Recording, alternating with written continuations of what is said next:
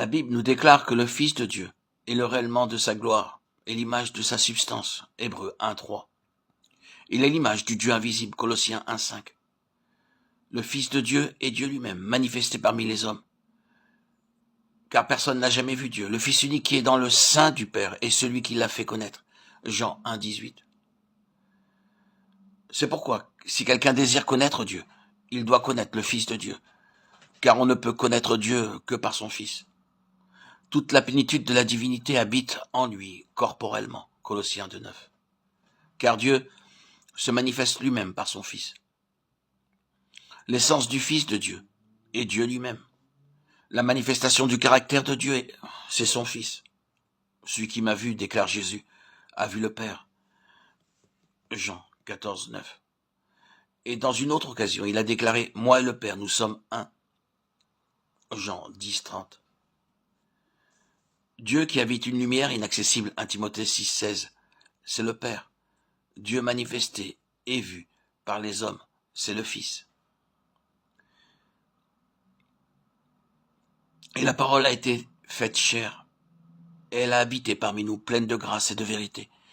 Et nous avons contemplé sa gloire, une gloire comme la gloire du Fils unique, venu du Père. Jean 1:14. Le Seigneur Jésus est la parole devenue chair, et cette parole, en tant que principe, était avec Dieu, et cette parole était Dieu. Jean 1:1-2. La parole est l'expression d'une personne, elle représente donc cette personne. Quand un individu parle, il fait connaître aux autres quelle sorte de personne il est. Le Fils de Dieu est donc la parole exprimée de Dieu, par Jésus. Par le Fils, les hommes peuvent comprendre et connaître Dieu. Le Seigneur Jésus est le Fils de Dieu, l'expression même de Dieu. Il est Dieu manifesté en chair. 1 Timothée 3:16.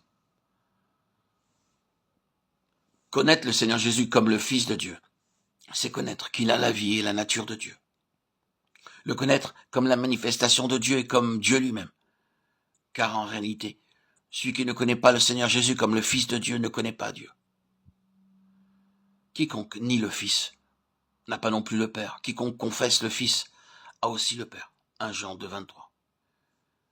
Dieu a ressuscité le Seigneur Jésus d'entre les morts, le déclarant Fils de Dieu avec puissance. Romains 1:4. Car la volonté de Dieu pour les hommes, c'est qu'ils connaissent le Seigneur Jésus comme son Fils, pour ensuite pouvoir le connaître lui, par son Fils. Qu'est-ce qui nous permet de confesser que le Seigneur Jésus est le Fils de Dieu? C'est par la révélation divine que nous recevons une telle connaissance. C'est le Père qui est dans les cieux qui nous dit que le Seigneur Jésus est le Fils de Dieu.